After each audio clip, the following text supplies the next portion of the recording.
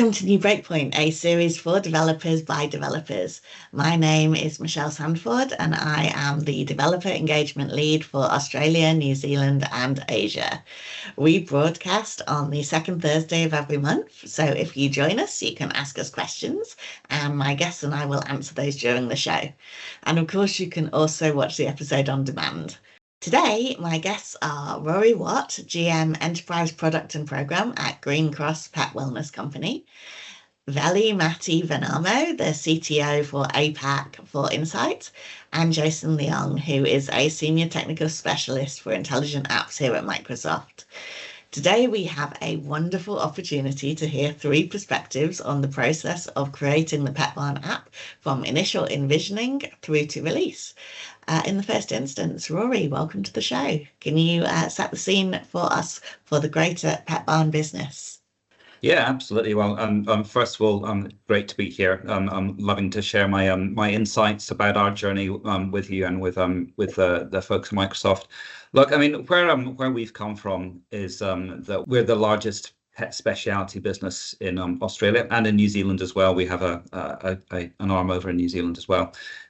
We are not just a pet retail. We've got over 230 stores in Australia, but we're also a holistic pet wellness business as well. So as part of our Greencross group, we own Greencross Vets. We own a range of specialist and emergency hospitals, but we also have a number of other pet wellness services that we provide to pet parents, including pet grooming, pet funerals, and even pet cremation. So, you know, we really do look at that we're a holistic ecosystem for pet parents. That's so cool. Now, obviously, I'm a big fan of Petbarn, and I have three little puppies in my house. Well, two puppies and one old man of a dog in my house. But this app that we're going to talk about today is so hot off the press that I have not even had access to it at time of recording. So maybe you can talk us through a little bit about the app, the initial idea, the main drivers behind it, and what it's all about. Yeah, I mean, you're absolutely right. This is super hot off the press.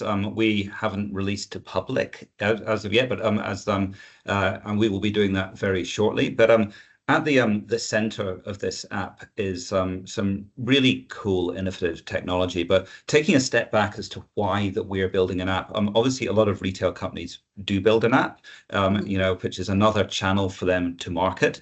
But we were challenged by our board not to build the app of today. We are challenged to build the app of tomorrow if we really wanted to engage pet parents and ensure that we really get the outcomes we're looking for. And that's not just retail sales. That is the wellness outcome for pets and pet parents as well. So we were challenged to build an app that brings all of the pieces of our ecosystem together and really does generate those wellness outcomes for pets. So what we did was we did a lot of research into what pet parents were looking for.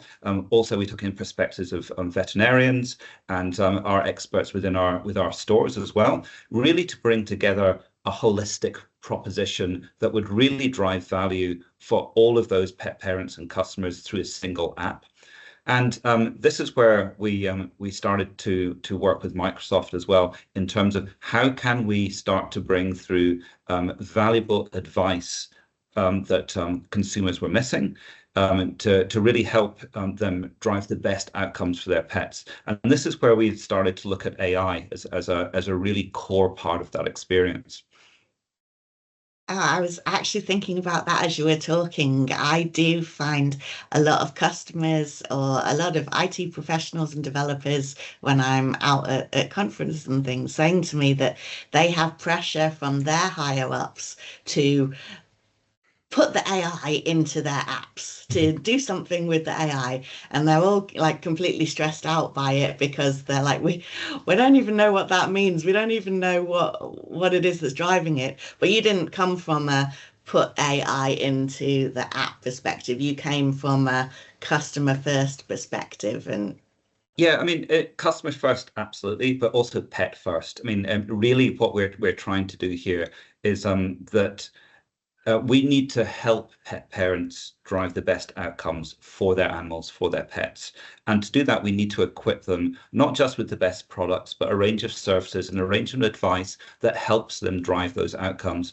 And you talked about, is it a difficult thing to get like a board or a senior management across the line in terms of what is quite a new technology here? And the answer is that we've got a very supportive board here. And, our board really looks at how can we use the latest technology and the latest experiences really to drive those outcomes for our customers and for pets. And this is where we started the conversation around AI and an app with them.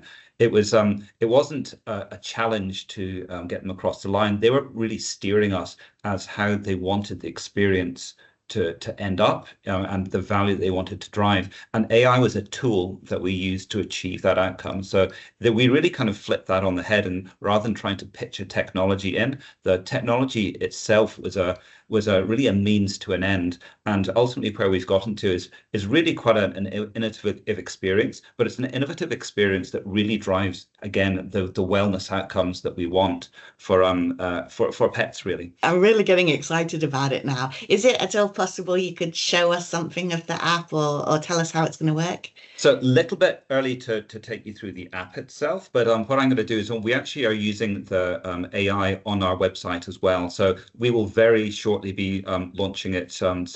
On our website, and then we will be pushing it into a full app experience as we go further forward. And the reason that we do that is that this isn't just an app feature. We believe that the technology that sits under this and the experience, we want to be engaging customers through as many channels as possible. Our website is obviously our core means of engaging with consumers online. So any technology we want to replicate there, but in an experience that is best fit for the website. So what I'll do now is I'll show you the PetAI experience. So this is our brand. It's important that we do call out that it is AI to a consumer, because obviously this is quite a new technology. We don't want it to be replacing veterinary advice. So what this is, and you'll see it quite clearly when in the experience itself, this is not a replacement for your vet. It is providing you advice and product recommendations, and it will then also recommend if you have an issue with your animal, a health issue, then it will recommend you going and seeing a vet. But rather than me talking you through that, let me show you the experience as well. So here you can see the PetAI experience. So this is launched from a number of places on our website. First of all, in the navigation bar at the top, but also we have a help button at the bottom. That help button at the bottom gives you the opportunity to either go and talk to a human or talk to PetAI. As I said before, it's really critical for us to be communicating to customers that there is AI, rather than trying to obfuscate that and say, so they don't know they're actually talking to a machine, essentially. But the core part, the core value around this is it's not just the GPT model that sits underneath it. It's the corpus of data and corpus of information that we use to power the experience. So what we've done is we've pulled from the thousands of pages of vet curated advice and articles that we have from Greencross vets. We have thousands of articles that sit on our retail website, our Petbarn website as well as our product feed. So this has ingested our entire product catalog, and it has the ability to recommend products for your pet as well. So, this is probably one of the first experiences that you'll see out there that combines really that's kind of advice that you see quite often through GPT type models, but with product recommendations and the ability to then link out to purchase those products and access those services. So you see here on the right the PetAI assistant window. What we're doing at the start here is prompting the customer with a range of common questions that we see our customers asking us in stores. Some of them, obviously very pointed in terms of, hey, look, I've got an emergency with my pet. I need to know something. And generally we'll be advising that they go to see a vet at that point. But also softer questions in here. So why do kittens purr? This is questions that we get asked, especially new pet owners. It's like they have lots of questions around, literally, I haven't had an animal before. Why do they do these things that they do, which is which can be quite confusing. So we have these prompts here. So if I click on one of these prompts, then the agent will go and look for the information it has from all of these different articles that we have, and then obviously it will give you an article here. So it's like, which is a summarization of what we have in our knowledge base. And then, these real follow-up questions are, is quite important. So this is a response around why do kittens purr? That always sounds like, kittens should be purring because they're happy. It's not always the case, because actually sometimes cats purr when they're in pain or they're in distress, and new pet parents may not know this. So this is really an education experience for customers, as well as just recommending them products. So if I click on that follow-up question here, then it will start to really look at that there's actually other reasons here that kittens might be purring, for example. But I could also just type in questions here, so I can just go recommend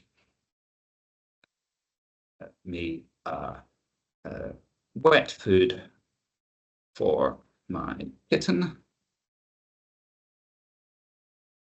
And what it will then do, it will go then and parse our product catalog. It will look at the product descriptions that we have there, and then it will start to come back and recommend a range of kitten foods. So again, it will just it will provide a price point, the pack size in there, the different variations that you have, but also quite importantly that it has a piece at the end saying you should always check the label. So this is something that is really important from a vet point of view. It's like, if we're recommending a product, then it always has to be right for the pet. It always has to make sure that the customer is actually doing their due diligence here. So as well as being advice, we have a kind of compliance thing here as well, which is quite important when you're dealing with health. Awesome. Well, Rory, maybe you could take us through what some of the key considerations and challenges are. Yeah, absolutely. I mean, obviously you appreciate that we are a pet wellness company, and our real driver here is to ensure the wellness of the animal, the wellness of your pet, and making sure that pet parents are enabled to really provide that experience and that wellness outcome for the animal. So it's really important for us that the experience we deliver here that's powered by AI doesn't replace vet advice and isn't described as replacing that. So what we really do here is we provide generalized information from our corpus of data that we're pushing into the model, the thousands of pages of content that we have.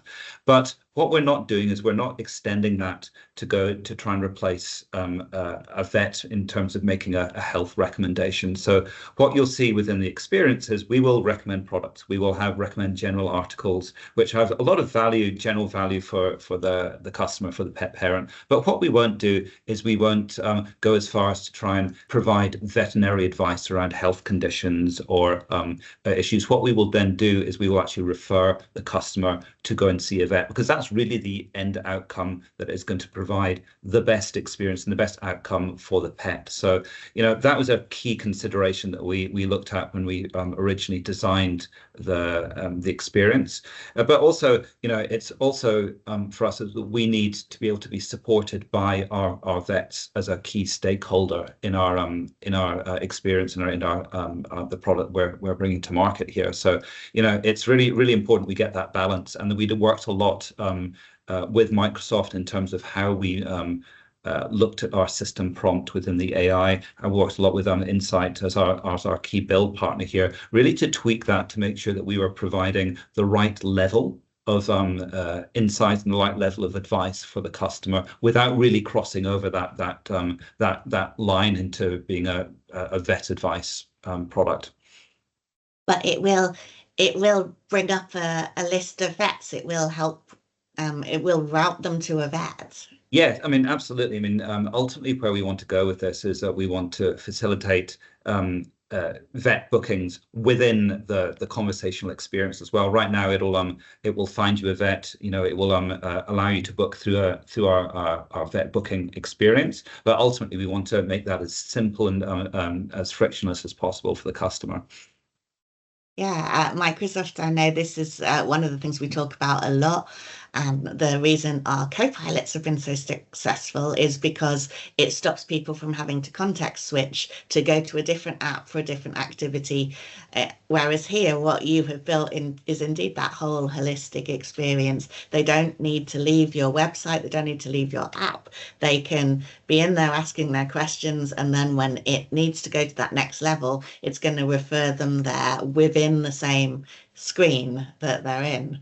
Yeah, that's right. And the reason that we looked at this, as I think I said before, is when our board challenged us to build the app of tomorrow, the experience of tomorrow, we looked at the way that consumers were starting to interact with digital services, with the internet, beyond traditional search. Obviously, everybody's very comfortable with searching for products. We obviously are going to continue to support that on our website and our mobile application. But we're seeing people more consistently starting to use GPT type services to find the answers they're looking for. And if consumers are starting to do that, we should be starting to provide that sort of experience for them. And using the AI to do this it provides a really nice seamless experience to help people get to the answers they want without jumping around between multiple services, multiple websites, and having it all in a consistent experience in one place. Oh, I think it's really going to be helpful. I can't wait to use that to get some more stuff for my little puppies. Absolutely. Well, we are obviously happy to help with all puppy products and to help your pet's experience. Thank you, Rory. Maybe we can jump to Jason now, and we can go back right to the very beginning where you have helped create a proof of concept for the Petbarn app. So this is before the app, there was the POC. Tell us about that, Jay. Exactly. Thanks, Michelle. And look, as Rory said, it's an absolute pleasure to be on the show. So my background is as an application technical architect, and I've worked with AI as well. And it's a very exciting time to work with AI. A lot of customers are looking at how AI can extend the user experience really to deliver new kind of value. Exactly as Rory has said, it's like often a pet owner, they're looking for a product that they actually have a challenge that they're trying to solve, like how do I cut my cat's nails? We'll give that a try in a second. But it was really exciting to work with the team on this one, because you could see the challenge that Rory and the team had, the challenge that the board had set for them, which was how do we actually envision something new and include AI into that process. And so what I'd like to do is talk you through some of the thinking, because we've done a few of these now, and this is a great one that we've done here with Greencross and Petbarn. I'll just share my screen and just it might just help to illustrate a few of the concepts here. How do we approach a proof of concept? So when I think about this, really, and especially in the age of AI and emerging technology, we really need to be thinking about it as a product development process. This is going to be a high-touch customer application with a lot of users, and it's going to need to be adopted by those users. It's going to need to deliver real value to them as a user. So that kind of product and design thinking mindset is really important at that stage. Now, we can go as a technology person, like, sure, I want to just jump into code. I want to architect things. I want to start messing with data. But I need to remember and be anchored in the purpose of what we're actually trying to do here. And you take that design thinking approach is the strongest guide for us. This is the framework that a product startup would use. And if we think about that new product development process, we kind of call it DVFR. We've added the R more recently, I think, as an important part of thinking about products. DV and F and R stand for desirability, which is up the top here. Do people want it? Is it something nice that people want to use? Are they drawn to actually using it? Does it add value for them? The feasibility aspect down the bottom, technically, can we actually build this? Can we actually get the AI to do the things that we imagine it might be able to do? This is a real journey that we have to go on, especially with as technical engineers as well as business people, is to understand what AI can do for us and continue to kind of play with it and bring new features in, try it out. Does it work? Does it work reliably for us? That's a seesaw kind of process that we need to go on together as technology influences the art of the possible. The viability circle on the left, That's the business, that's the real business angle, and that's where Rory will have his head at, which is, okay, I can see that we can build this thing. How much is it going to cost me to build it, and what kind of improvement I'm going to get in my market penetration, my uptake, my click-through rate, all of those important aspects of the commercial business that make sure that this is viable. This is the thing that we want to invest in. And then there's the responsibility aspect. As we've talked a lot about in AI, and there's lots of emerging technology creates a lot of challenges and opportunities. So we need to think that, are we doing this? Now, are we putting this out there in a way that is responsible, that leads to the right outcomes for people, and it's not going to lead to harms? So they're the four circles that we think about. And when we start off at the very, very early stage of this process, we can't do all four at the same time. It's just too big to swallow. This is a journey that will take days to weeks to months. And so it's important to recognize that where we are in this journey at the beginning, in the POC phase, we're really talking about this initial feasibility validation, right? We might then build something and we say, we're happy with it at this stage, let's grow it up. Let's have an initial cohort. We'll test with an initial beta cohort or an alpha cohort, and then we'll move on to a minimum product, which is kind of where the team is getting to now. But at this very early stage, really, it's important to stay very focused, because the point is you're trying to minimize risk of this idea and investing too much in this idea too early. And so from a viability perspective, we need to test at least that even the POC process is a thing that needs to be viable. How many people are we going to get on this? How long is it going to take? How much is it costing us to even demonstrate that this can work? So to that point, and days, some things can be done in days. This one took us into the weeks. The way that I like to frame a proof of concept. So if we think about the time frame and the objectives, I love setting a pretty firm time frame boundary on it and make a decision at a certain point in time. I like to set a 4-week time box. Our POC ended up taking about 5 to 6 weeks, which is not uncommon. But mentally, if we set ourselves a 4-week time box, that gives us an end point where we stop and we say, what have we learned? What do we need to do next? Do we need to test some more? And inevitably, there'll be 1 or 2 things that we just want to extend. Okay, that's cool. But that gives us that mental place, a mental line in the sand, I think. We'll do weekly sprints, as we all do in Agile, and we're going to keep this very light. We're not going to have a huge backlog in our backlog management tool or a huge Kanban board. We're going to keep it very simple. I often actually manage this in PowerPoint, and I'll show you the backlog in a second. But we'll do weekly showcases, and we'll make sure that we're pivoting quickly as we go through these sprints. You may even want to have faster showcases than that. On the objective side, our focus is feasibility, but inevitably we're going to get the feeling of something, and it needs to be appealing. What appeals to us from a technical standpoint needs to also appeal to us from a business standpoint and from a user standpoint. So we're going to be feeling out these things as we go. We're going to see what it can and can't do, whether we think it's actually we're doing this responsibly. So we're going to touch on those. When it comes to the feasibility and the key things we're articulating, we're really looking at the AI capabilities. So the new thing we're dropping in is the AI. That's the thing that we're trying to test. Can it do what we think it can do, and how far can we take it? We're looking at that advice retrieval. We're working with the knowledge base. So we'll do retrieval augmented generation, which those of you have started to work in AI applications, look that up. RAG or RAG, as some people call it, which is really just the AI. It has general knowledge. How do I bring the specific product knowledge in this case, from the Petbarn and the Greencross products and advice into that conversation? How do I retrieve it as part of that conversation so we can start to talk about it with a customer or a user?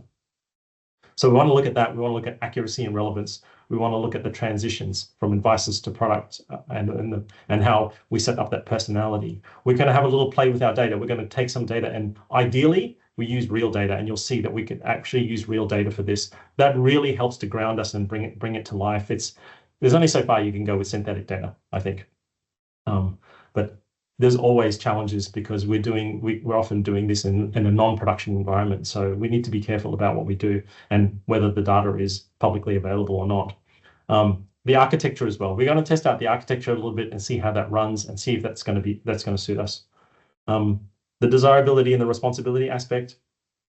Again, are we finding this appealing? We're all customers, as we've talked about on the show so far. We all have, a number of us have pets. I have a cat named Prince, and we can, especially for a product like this, we can really feel whether or not we think it's desirable. So that's enough of the, sorry, we need to also develop that understanding of the risks and harms. So that's a little bit about how I like to set up the POC and how I like to run it. Jay, that is the process. Where do you start from a technical standpoint for this kind of POC? So I do have a bit of a favorite repo on this one.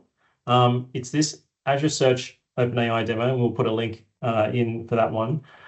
This is originally a repo that was built around how to demonstrate retrieval augmented generation, which is one of the most common design patterns for AI. And it's actually got lots of great features in it that make it really suitable for running POCs. It stands up really quickly. It sets up all the services for you, and it's based on Python and React.js, which is very common languages. So it's very easy to modify. I'll just quickly show you what it does rather than just talk kind of abstractly about it. This is what it looks like. So this chat with your data example. And so as you can see, I've asked this question here and it's giving me this answer. And this answer is actually grounded in real data that's in the back end. It's the sample data, but you can see it here and you can even see the thought process. So you can see the AI orchestration that happens underneath, right? So, and I'm sure that there are other episodes that talk about RAG. Read about that if you want to learn about how the typical patterns for how you do AI design. Last thing to just mention about why this repo is cool is that it has these developer settings. So I can change aspects of how the search is done. I can use different kind of search modes. But as an architect, I think now I've got a vehicle that I can actually shuttle data between the front end and the back end. And the back end data is also coming back and showing me this thought process. That's really useful for when we start to talk with a conversational experience, because then I can start to show new data on the screen as I'm talking to the agent. Cool. So you did talk a little bit there about how you are using the base models of GPT and you would ground that in customer data. But how do you really take it from a sort of vanilla app to Petbarn specific story? Great question. So here you can see how this app looks. So imagine now you start to reskin this app. So the front end is React.js. It's very simple to work with. It's not, there's many frameworks out there, but React and TypeScript actually is one of the baseline frameworks that we have, and a lot of JavaScript developers know it, a lot of web developers know it. So it's really easy to work with. So you can see here what we've done is we've taken that existing interface and we've kind of started to shape it, just basically using some styling and using some logos and colors into something that resembles what we might be experimenting with in the Petbarn context. And with this as well, like we've loaded in the Petbarn data in the back end. So if I ask it a question like, how often should I wash my dog? It's going to go and it's going to look at some of that advice that Greencross has in the articles that are loaded, and it's also going to look at some of the products as well. The interesting thing about this, from the feedback perspective, was that the business team and Rory and his peers were looking at this saying, it feels too far from where the website is today. Like, how does this, where are the products? How do I see the website? How do I interact with that? And so we actually took this a step further, and that was a key thing that we had to do. And we kind of hybridized the chat with the website itself. So instead of just a pure conversation, now you've got that website in the back end, and you have this chat kind of overlaying over the top. Now, I've cheated here. This is just an image. This is not actually the website, right? So for the purposes of the POC, the shortest distance between 2 points, I'm just going to take a screenshot of the website and I'm just going to put it in there just to bring it to life, right? So here, and then here I can ask those kinds of questions like how do I trim my cat's nails? You can see this. And we wanted to look at the mobile kind of format as well, because a lot of the website users come in the mobile format. So this is how we were experimenting. We're experimenting with different ways of bringing the conversation in with the website. And as Rory showed you, there's been certain design decisions that have been made post the POC as to how that might best work. And so here you're getting some advice. Prince is accustomed to getting his paws handled, which he still doesn't really like very much. And here are some trimmers that are available for you to actually use. And so you're getting that combination of advice as well as products together. So that's how it evolved into this demo, this POC. And that was quite useful because POCs are quite important in terms of demonstrating to the broader business that this thing can actually work. And what we found was, we can actually get that advice coming through. We can actually get those products coming through in a relevant way, and that we should continue the project into that phase. So just to round it out, I think from me, Michelle, just in terms of lessons learned, and I'll just quickly flick this one back on.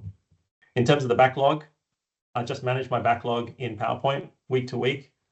Nothing fancy, just keeping the POC very focused. And you can see the key things that we had to work on here. We had that UI for the mobile web. We made sure that the POC was secure. We looked at personalization, that you can see that the POC knew about me and it knew about Prince, and as well as other things like orders and exploring a number of different features using retrieval.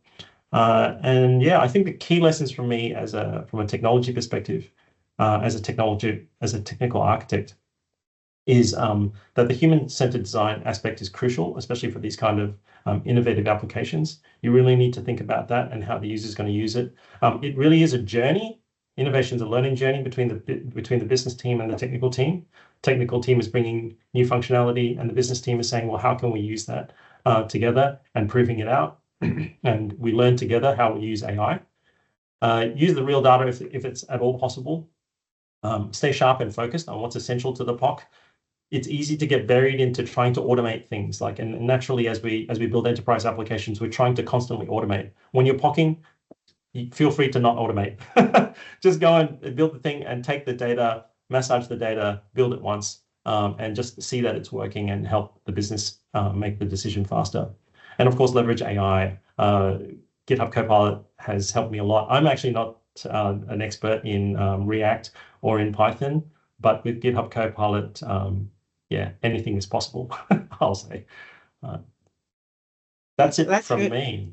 That's really cool, Jason. I guess what I'm getting from that is that you can absolutely mock it all up. You don't have to build it at the POC stage, as long as what you are mocking up can actually be done. And speaking of what can actually be done, which brings us to Veli. Why don't you tell us who Insight are, how you got involved with this, and how you took Jason's dream of an app into something that Rory could actually use in his business. Well, absolutely. And thank you for having me on the show. It's been an interesting and really enlightening journey, and we're happy to share where we've gone to, and even happier now that the app is very shortly going live. Now, Insight is a global solutions integrator. What that really means is we focus and we really we help customers realize their ambitions at the end of the day, right? And we're specialists in the Microsoft technology, specifically the Microsoft AI capabilities. So we quite often get involved with Microsoft and with clients on moving what we call from POC to production. Gartner estimates that there's actually quite a large gap today in AI specifically. 1 in 3 POCs never make it to production. So what we do is really work together collaboratively with clients to understand their business drivers, the envision and the reason, and their clients or their customers' wants and needs, and then how can we adapt the technology to shorten that gap, if you like, from POC to production, and to ensure that our clients aren't in that 30%, 30 to 42% that don't make it to production. And in this case, we're happy to obviously report we are going to production. We're here. That's fantastic. So you came in and they were at the POC stage. What was the initial conversation, and how did you take it to the next step? Well, absolutely. Look, we, in this case, had all of the wealth of already kind of imagined customer journeys that Rory and the team wanted to fulfill. Jason and the team at Microsoft had done a wonderful journey in kind of visualizing what those paths, the wants and needs were, Rory and the team were very clear on what PetAI should and shouldn't do when it went to production. As we heard from Rory, it's very important for PetAI to offer assistance and helpful advice, but not cross the boundary to that veterinary advice that kind of requires that professional human touch, if you like, from a veterinarian. So what we focused on is building an extensible framework, because one of the things Rory mentioned is that this is a start of a journey. The capabilities that PetAI has today have to be able to be evolved over time. I like to think of PetAI as a really smart first week intern at the Petbarn store, and I visit Petbarn stores all the time. The intern today has a set of knowledge that it's been trained on, but the training is in progress. As PetAI is trained, we need to be able to give it new tools, new capabilities. Rory talked about the fact that, hey, when we trust PetAI to do bookings, it needs to have the capability and the knowledge to do bookings. So we had to build this flexible architecture that met the goals of the minimal viable product, or MLP as Jason called it, so that we had a launchable product to start to iterate and learn from how customers would interact with this, while still having the foundation to be able to evolve PetAI, give it new knowledge, new capabilities, new tools as time passed. So you're talking about building it out sort of almost pillar by pillar.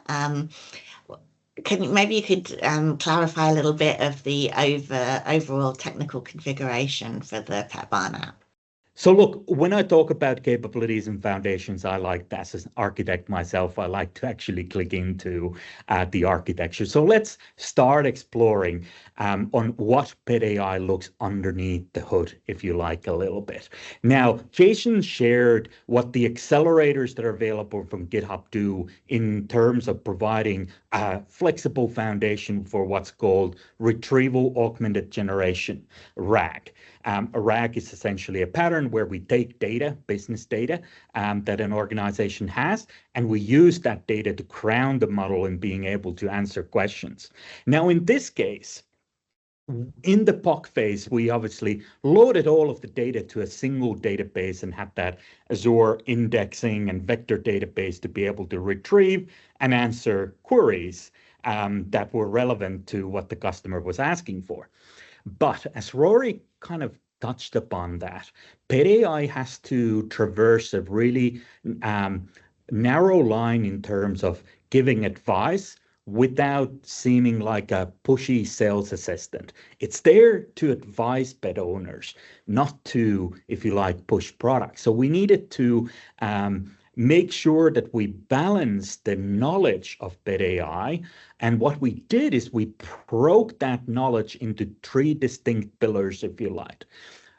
Petbarn provides a set of services. So we needed that service index to be available so that we could offer advice for now on what services like shampoo and dry or deferring or whatever services that you might go to Petbarn for. I know I take my pooch there to be washed.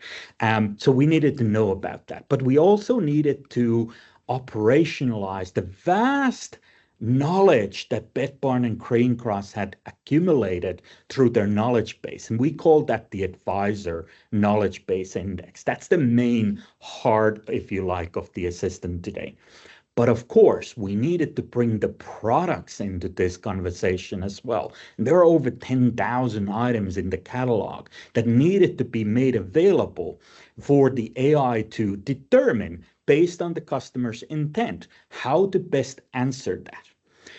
And we needed to make this flexible, modular, able to be updated and added on into the future. So what we created is this architecture where we have all of the safeguards and security that a solution like this needs when it's exposed to the customer APIs and consumers. We have the Azure front door, which is a web application firewall. We have the API gateways and the API management layers, so we know who's calling it, where. We can do rating, we can do limiting, we can do all the good things that we need APIs to be able to do. And then we created this, if you like, this assistant layer. The assistant is the core of the solution. The assistant is there to determine the intent of the client or the customer querying, be able to plug into those various sets of knowledge that it's been trained on. It's an intern, like I said, it's trained on 3 things today: services, knowledge, and products. In the future, it will have more knowledge, and we needed to be able to support that. And then what we wanted to do is we wanted to remember the conversation or the fact that you were talking about a kitten, perhaps yesterday, and you're coming in today to ask about, well, what nail clippers should I get? Well, now we need to remember that you have a kitten, and we need to recommend clippers that are relevant to your kitten. So we needed to have this history capability, or this knowledge source that we could draw from, and together then blend these together through Azure OpenAI to provide us the answer that's needed when a user queries something seemingly simple. This complex engine needs to run to be able to give a really relevant care advice to the pet owner and provide the best experience for that pet and for that pet owner. That's cool. How do you test something like this? Right. Good question.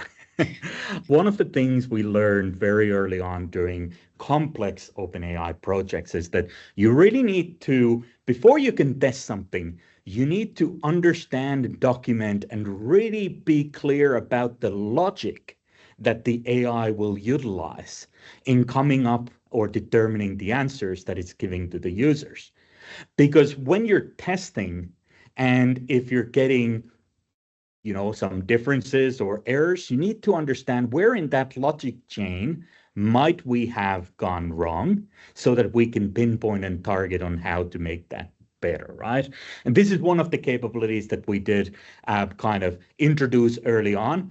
PetAI is one of the most complex system prompts that I've deployed into production, in that it does a whole heap of stuff, and therefore testing it is super important, because when you have a complex system prompt, 10,000 products, hundreds if not thousands of knowledge articles, and a catalog of services, you need to be able to continuously test and validate that the responses that you're still giving out to the users, or as you're iterating and modifying the versions of the engine or the system prompt, you need to be able to test that. So what we're working with Rory and the team on is plugging in, of course, Azure App Insights and all of the logging monitoring capabilities that tells us what's going on and when, and then building in tooling that's starting to emerge there, but we have to create custom tooling that helps us, if you like, run system tests on a set of queries to ensure that we're still providing relevant and similar answers than we did before. So the answer to your question is quite complex. Of course, we use all of the normal testing methodologies, but when you're doing an AI project with such a vast amount of knowledge and such a complex logic flow, we need to be able to break that problem down and be able to confidently tell at build time every single time of, are we still giving the right answers? And if we're not, where in this logic chain might we be falling down on what we need to do to iterate to bring that confidence or that boundaries, those guardrails that Rory talked about, back into the application, which starts with understanding the flow, implementing instrumentation, then introducing automated testing, and bring, if you like, some things that LLMs don't currently have, which is that measurement of accuracy, back into the picture to be able to validate that we are in the bounds of accuracy when it comes to providing an answer.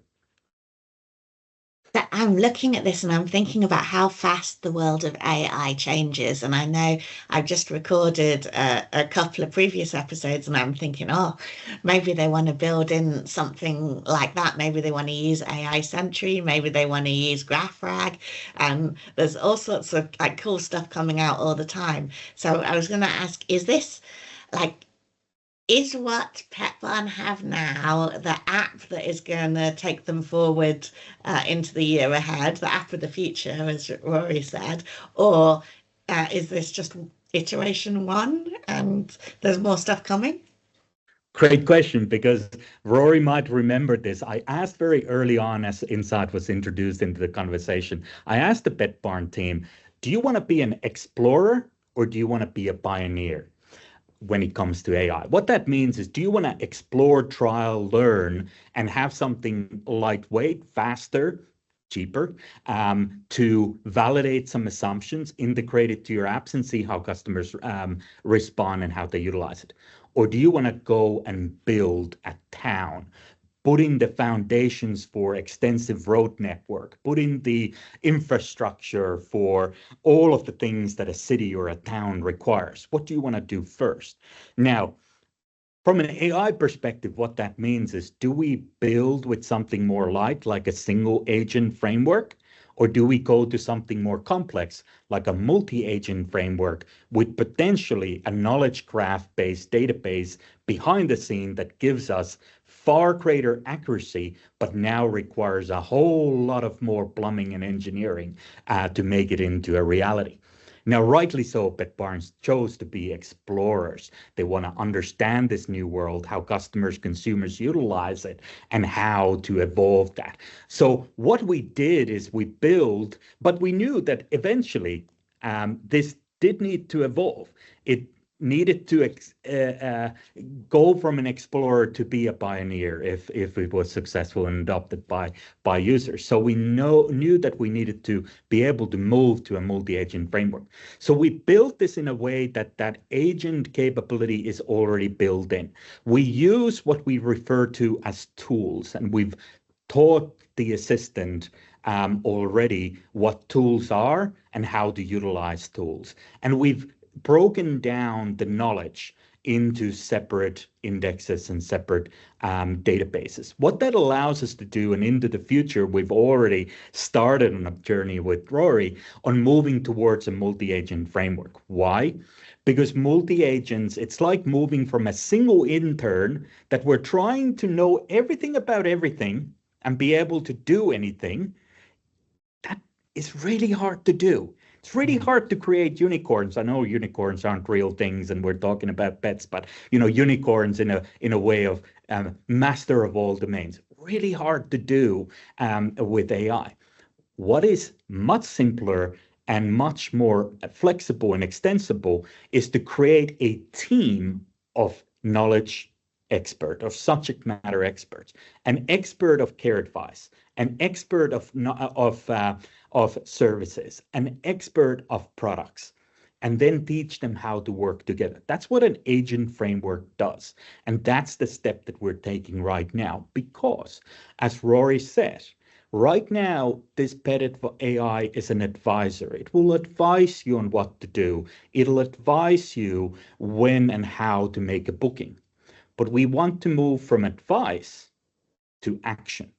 We want the agent to have the tools to make a booking and the knowledge on how to do that booking. And we want the agent to be able to be there watching the conversation and start to do what Rory just mentioned earlier, which is to say, hey, this conversation is starting to indicate that there might be something more serious going on. We really recommend that you need to go see a veterinarian.